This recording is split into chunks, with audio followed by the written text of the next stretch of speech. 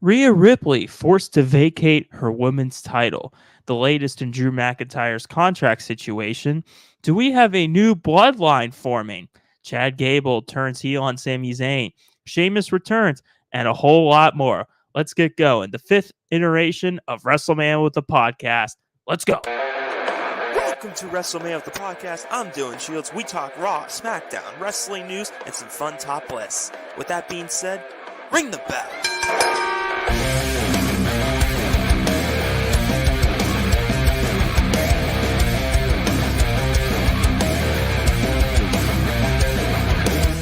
How are we doing on this fine Tuesday evening, folks? And I can't believe we're on episode number 5. It's insane, but it's going to be back to normal. It's been crazy because the last few weeks have been WrestleMania weekend. So I've been doing like 2 videos a week with predictions and stuff with my friends, Matt and Troy. And what I want to do overall, I want to do maybe every pay-per-view, or like every big pay-per-view. I can get them on and we could do predictions and then reactions. But then besides that, they might be too busy to come on every week. But that's my goal and my plan to what I want to do. But we're back to normal, me, myself tonight.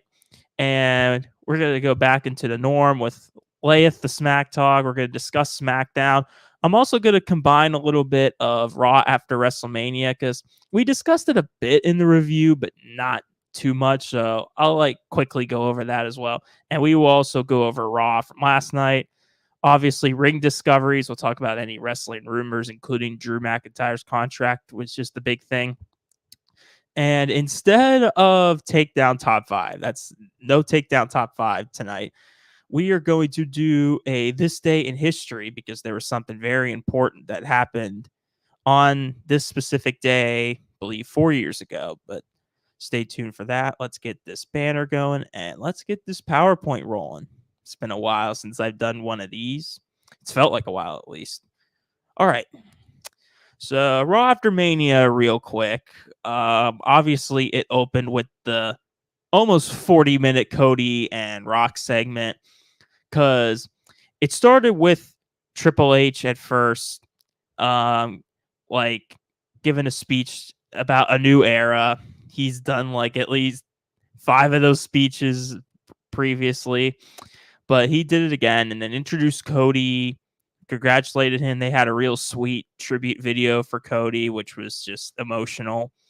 And then Cody celebrated, but then The Rock came out and I keep praising this character, but my God, man, is it not the best character in Rock's career, if not one of. I think it might honestly top everything, even Hollywood Rock as his best work that he's ever done.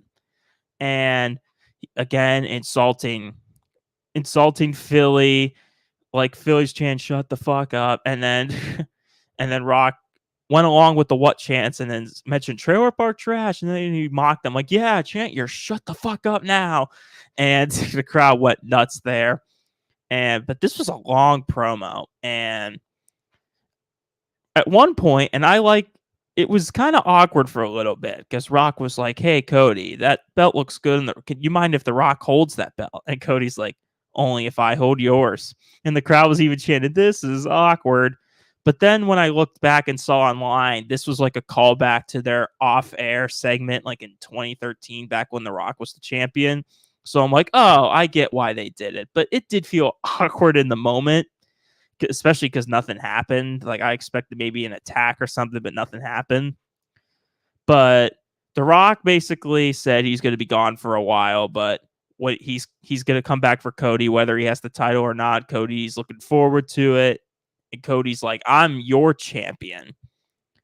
And yeah, basically confirming that these two are going to face off one-on-one in the future. We'll discuss when it can happen on Ring Discoveries. But long segment, awkward at times, but Rock always delivers. And these two just got good chemistry when it comes to segments. So I'm very intrigued for a Rock Cody match. Dragunov, I cannot pronounce the first. Ilya Dragunov and Roxanne Perez, the two NXT world champions, appeared on the Raw after WrestleMania won their prospective matches, which was a nice treat. The draft's coming up at the end of the month. I think it's like the 28th that the draft is happening. So that would be very interesting if both of them, I don't know if they're going to lose their belts or get drafted to Raw or SmackDown, but that'd be very interesting for those two. Uh, an awesome Judgment Day segment. Damian Priest celebrating with the world title. And as they're holding the belts, R-Truth just comes in with the title and the smile. And he's like, I brought the titles back to the Judgment Day. And then Miz came out, and when they were talking about Finn Balor's like, oh, you're going to have the shortest reign. And then R-Truth's like, oh, we have to do a 6-man tag with me, Miz, and the guy you can't see. And me and the crowd knew, like, oh, something's happening. And then eventually, during the match, John Cena came out as a surprise to help Miz and Truth beat the Judgment Day. R-Truth finally gets the tag with his childhood hero. Oh, man, that is just amazing. Good for R-Truth. And then it's the one rare time, too, where you'll see Miz hug Cena and, like, be friends, because these two have just usually just hate each other with rivalries, even last year. But this is a great moment. Always got to love Cena when he appears and appreciate the fact that he finally gets cheered and appreciated by the crowd. Liv Morgan attacked Rhea Ripley backstage, and we will get into it when we get to the Raw rundown from last night. But it turned out that it got Rhea injured. One of the attack. I will say when Rhea comes back from injury, her versus Liv, no matter title or not, it's going to be amazing.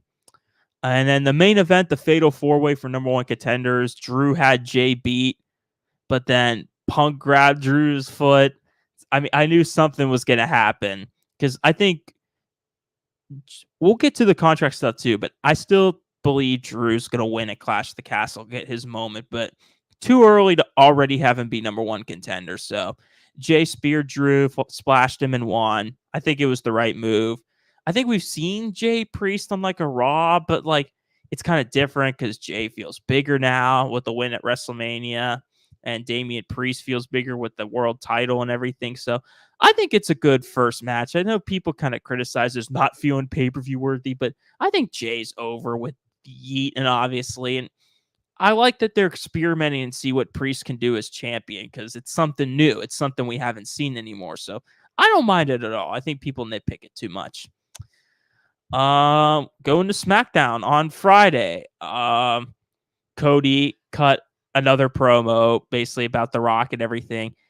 I forgot exactly what he said, but he used the line that his wife said in AEW in the past.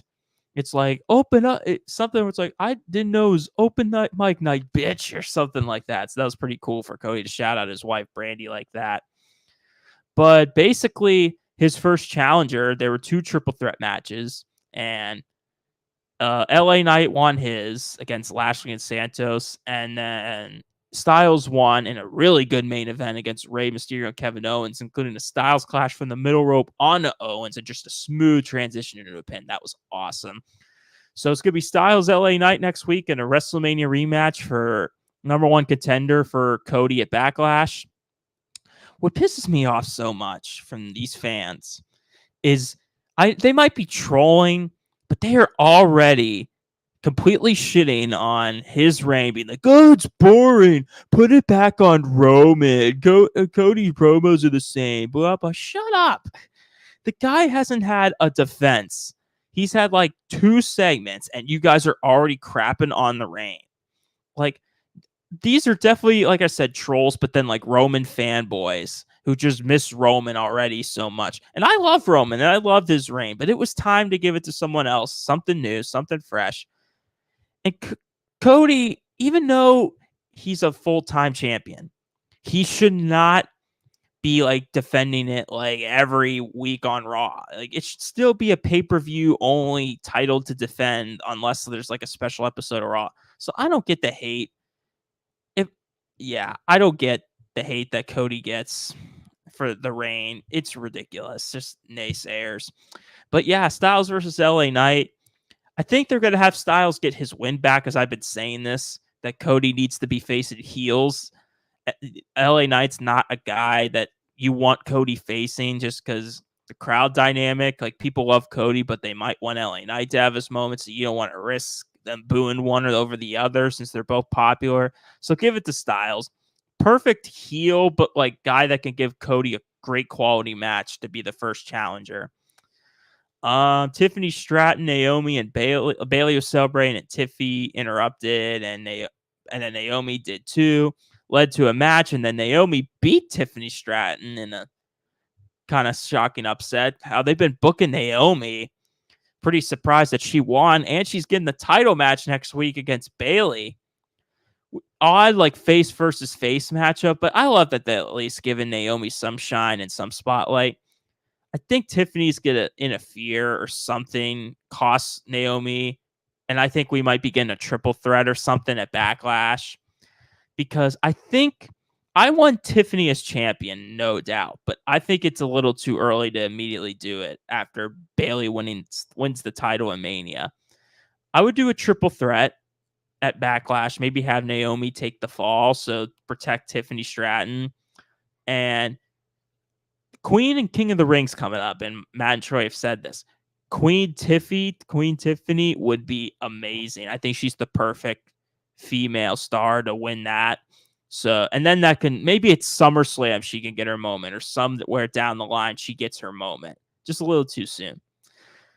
The big thing from SmackDown was a new bloodline, possibly. Like, at first it was the funny where Heyman, Solo, and Jimmy went to the locker rooms, and it showed Cody Rhodes basically took Roman in the bloodline's locker room, which was amazing.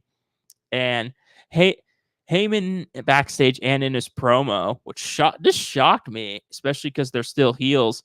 They didn't give any excuses. They were basically saying, "Oh, Cody, it was his fault for not thinking about Solo costing him last year, and that's why he lost. But also, it was at Roman's fault for not focusing on Cody and focusing on Seth, and that costed him everything." No excuse. They said no excuses. Before Solo cut Heyman off, he said, like a phoenix rising from the dead, Roman, and then Solo cut him off, which makes me think, I think we're getting Cody Roman 3. And I know we'll get to like Rock Cody, but like, if Rock can't appear for SummerSlam or something, or if that match isn't that, I think if one or two ways, either Cody Rock at SummerSlam, or if Rock's not available or they're not going to do it, then probably Cody Roman 3 at SummerSlam, because they're tied 1-1. And you know WWE loves trilogies. They want to settle it.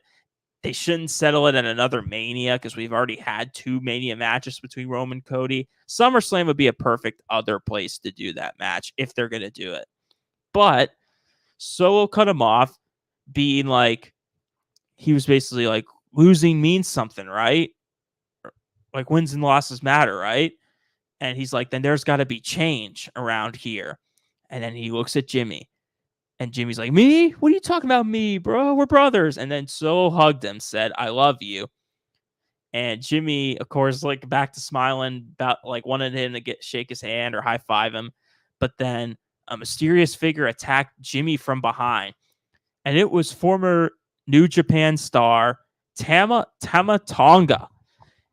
Now, Matt and Troy are definitely better at, like, I know who Tama Tonga is, and I know of his work and his successes, but I don't follow him that much. But not the debut I was expecting at all for a new member of the Bloodline. I think we all thought that'd be Jacob Fatu, but he might still be involved. But Tama Tonga, which is just amazing. I think Haku's son is like, yeah, he's Haku's son. And he attacked Jimmy, and then Heyman, like, they basically kind of trapped Heyman, which was just a really cool moment. I love how unexpected this is. And it just shows you that the Bloodline still got it. When you think the story's over or stale, they just draw you right back in, man. They make it interesting again. But yeah, Solo, like, Heyman, when they were holding up the ones, Heyman's like, call Roman. And then Solo grabs his phone and just stomps on it and breaks his phone. I love that they're finally actually putting focus on Solo And Tama Tonga is an amazing addition to the Bloodline. Where the future goes for them, who knows? I didn't expect Jimmy to get betrayed like right away after WrestleMania. And it's funny too, because Solo hasn't won a match since John Cena, which makes him look like a hypocrite, but still. Cool, amazing moment there. I think I said this in my review thing too, that like I think everyone's kind of fantasizing that this is all under The Rock's word and leadership, and he's gonna form a new heel stable bloodline, and like the OG bloodline of Roman, Jay, Jimmy, and people were even fantasizing if it's like 4-on-4 or like some war games, bring Sammy back, bring the honorary Uce back. Could you imagine if that was like a war games match or something? How awesome that would be. OG versus new bloodline. Oh my god, just intriguing stuff there. Yeah, just bloodline storyline. The fact that it's still going and people are still loving it just goes to show how good Heyman and those guys are. Let's get into last night's Raw rundown. We'll talk about first Rhea opening the show. There were rumors for weeks about, or for the past few days, about her injury when Liv attacked her. At first, I assumed, and people did, it was the chair shot, but it wasn't. It was like a shoulder injury. I think it might have been when she hucked her on the wall or something. Apparently, luckily, there's no heat on Liv. Like, I understand people being upset at Liv, but like, shit happens. It's not her fault. So, yeah, Rhea unfortunately had to vacate her title, which just freaking sucks. It's a cool story of like Rhea injures Liv and then Liv injures her and eventually they'll clash, but it's just still with a legendary reign like this, for that to go down like that really, really freaking sucks. But yeah, she was still like, she was emotional, but she was still being mommy. She was being the badass that she is. I know she's still technically a heel, but come on, when she comes back, she's going to get the roof blown off. Basically saying like, whoever has that, or like, I'm coming for blood. And then Liv came out, the crowd booed, and she was like laughing, and security held her off. Rhea, even though she has a bad shoulder, headbutts security, still leaving like a badass. And I think 100% give Morgan the women's title, because her reign 2 years ago just wasn't that great. And they were teasing character change from her, but it just never came to fruition. I feel like, yes, like Liv, like Rhea injured her first, but people like Liv, but they love Rhea. I would do some double turn and slowly, as Liv is champion, turn her heel and turn Rhea face when she comes back, and either at SummerSlam or whenever she can come back, to Liv versus Rhea for the title, because that feud and match would be absolutely money. It'll give Liv a deserved title run, and maybe hopefully Rhea can get it back at some point. But just a shame right there. But the good news, we got new tag team title designs. As you see, if you can't see in the picture, it's R-Truth, The Miz holding the new. They call it World Tag Team Championships. I love that they call them that again. They look so nice. I'm assuming on SmackDown we're going to get like Undisputed or just WWE Tag Team Champions, which thank God. I'm so sick of the Raw and SmackDown thing. They should have done this last year when they changed all the belts, but I guess they just waited another year to do it. And then R-Truth was just hilarious in that segment. It's just being like, those are our titles. And then like calling Triple H like, I know that's you, Tommaso Ciampa. Like, oh my God. And Triple H's facial expressions were beautiful. And Triple H is like, can I get out of here? Appreciate R-Truth while we still have him.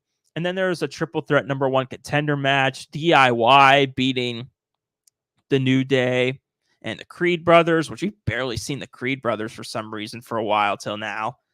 But I don't think they're going to beat Awesome Truth right away for them, but I want a heel turn from them as well, because I love Ciampa as a heel. And even though Gargano is kind of like a comedy heel, like a heel DIY would be sick. And that would get them major heat for like beating up Awesome Truth like that. And they're having like a friendship type thing, but I do want to see a heel DIY as world tag champs would be amazing, and they can hold that belt for a while, so that would be pretty cool. So I'm intrigued. Sheamus returning to Raw, beating Ivar in a banger of a match. Weird that he came back in a random match against Ivar, but they'll probably put him in a story at some point, maybe next week.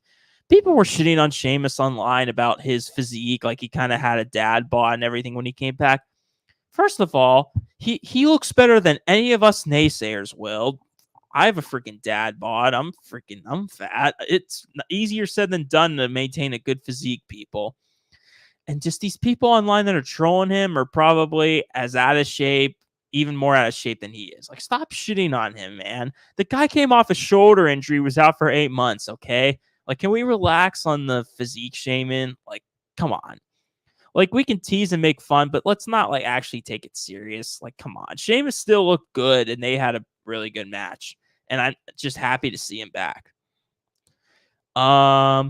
Main event, Jey Uso continues his push. He beat Finn Balor in a really good match, and just building to him and Priest. Cody, another promo, called out The Rock. And then what I really appreciated is that he thanked Seth for truly being his shield. That was an amazing moment. Cody's got the dad jokes, man, especially last night, because Jay came out and Cody was like, "You want me to help you out with the Judgment Day?" And Jay's like, "I got to handle on my own." And Cody is just like, "Until we eat again." He said some other stuff too. I don't remember, but just Cody's got the belt. Now he's got the dad jokes. You just got to love it. And then finally, we got the main event, Sami Zayn versus Chad Gable for the Intercontinental Championship. I mean, first of all, Sammy's entrance and the camera from like him like being outside the arena talking to Jay about Montreal and everything to him walking through the fans was incredible. WWE's production ever since that creep Kevin Dunn has left. I said it. He is a freaking creep. Their production ever since he's left has been so much better. I mean, WWE production was good as it is. It's gone to a next level. That entrance was so freaking cool, so iconic. I mean, my God, it was just amazing. Sammy with the amazing hometown pop from Montreal. He took a fan's Canadian flag and wore it, which was just hilarious. But yeah, and then him and Gable had the match, obviously. It was a really good match. It was. I mean, these two can't have bad matches anymore. And I appreciate that Gable's getting this spotlight like this. Even if I'm still salty that he wasn't, at least could have been a triple threat at WrestleMania, but still, it's cool to get this main event. Back and forth all around. Obviously, Gable going after the leg, trying to make Sammy tap, but he won't. Sammy eventually hits the Aluva kick despite the pain and wins and retains the title with his wife at ringside again. His wife is at ringside for a lot of Sammy's big matches. And Sammy retains. They shook hands at first. And I will say before the heel turn, I love, like, during the match, Gable at first was being respectful of Sammy, but as he was getting, like, desperate, he was acting more heelish. And I really appreciate that level of storytelling.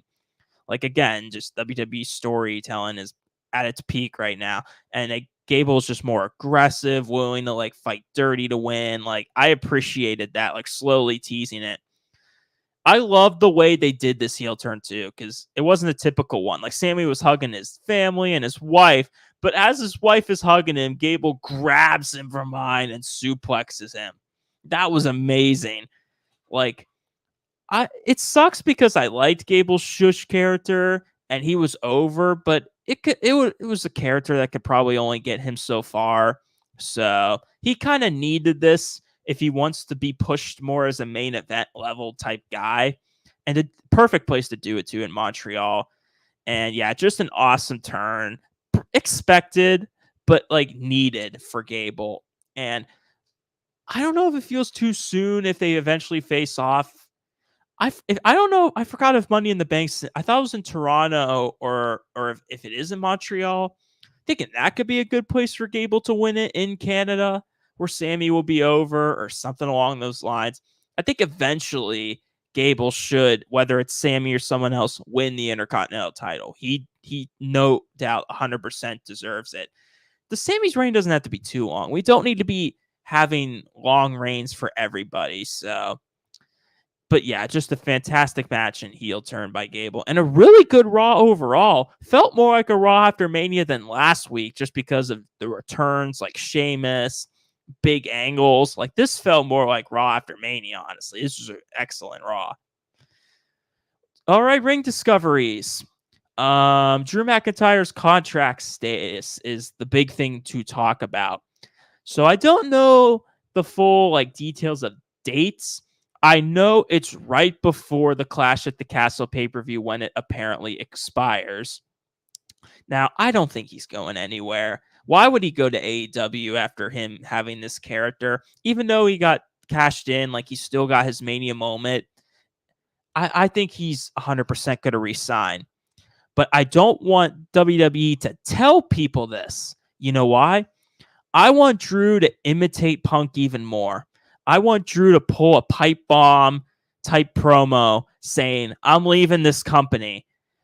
Because of guys like Punk, I want him to pull off a pipe bomb and say, I'm leaving Clash at the Castle with the World Heavyweight Championship.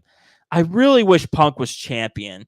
I don't know if they could do a triple threat or something because Priest should retain till then, but Drew should pull a Punk for 2011, say, I'm leaving with the title. They don't, he'll resign, but like, don't have it be leaked. He wins the title at Clash at the Castle, similar to Money in the Bank 2011, gets an iconic pop in a hometown like Punk in Chicago, in a home country, and Drew's on hiatus for a little bit. Like that would be so cool if Drew ironically like did what Punk did and left WWE with the world title, making it hostage. And I don't want it to be like Punk where he's back in a week. Like I'd like it if it was like a month or something, like till Money in the Bank. And then around SummerSlam, Drew could come back with the belt, say I re-signed. Then we do him versus Punk for the title at SummerSlam. And I would keep Drew's reign going because whenever he wins it for good, I would have him hold it for a while. So, yeah, I don't think he's going anywhere. But I loved it, like I said, for them to do a Drew like he does what Punk did in 2011. Cody versus Rock. We mentioned this. Apparently, it's rumored for next year's WrestleMania and that Rock Roman is not till Mania 42. I would personally just prefer they do this at SummerSlam and then Rock Roman at Mania 41. I don't know how you're going to extend this reign or this feud this long. And it makes it obvious. I want Cody to hold it for at least a year, but if they're doing it at WrestleMania, it just makes it obvious that Cody's not losing that thing anytime soon. I don't know, but we'll see. But I personally hope it's at SummerSlam, honestly. Roman Reigns and Seth Rollins' length of absence. Apparently, Seth's absence isn't going to be that long. It's going to be, well, after Mania, it was 4 weeks. So it'll be like 3.5 to 2 weeks. After Backlash, basically, Seth's going to come back for storylines. So he deserves more time off than that, but I guess he wants to come back, probably, knowing him and his work ethic and his drive. So Roman's going to be a little bit longer. He was, the reason why, like I said, I think we might be getting Roman Cody 3 at SummerSlam is Roman is advertised for the SmackDown before SummerSlam. And I think he's going to be advertised for a few more shows leading up to SummerSlam. And I just think, like, I don't know. I know Roman Seth itself's a possibility, but they might save that for WrestleMania 41 and do Roman Cody 3 at SummerSlam for the title. And I wouldn't mind that either. Like I said, I prefer Cody Rock, but I don't care. But I feel like Roman's absence is just going to be a little bit longer than Seth's. But I think around SummerSlam season, we'll see Roman again. So this is the This Day in History I discussed from 2020. Kind of a sad one, but like one to remember legacy-wise. In 2020 of April, I believe it's 16th, legendary ring announcer Howard Finkel passed away at the age of 70. And I wasn't around as a fan like when he announced, like the only thing he announced when I first watched wrestling was the Hall of Fame. But I've talked to my parents and stuff and people from back then who knew about Howard Finkel and his legacy as a ring announcer. Like when he says the following contest for one fall or and new WWE champion, like it sounded so iconic. And it just means, yeah, like this day in history specifically means a lot to me because ring announcers are important. We mentioned how amazing Samantha Irvin is and how she's one of the best of all time. For now, I think no one beats Fink. I think he's the greatest of all time. I'm not sure anyone's going to beat him just because of his iconic voice.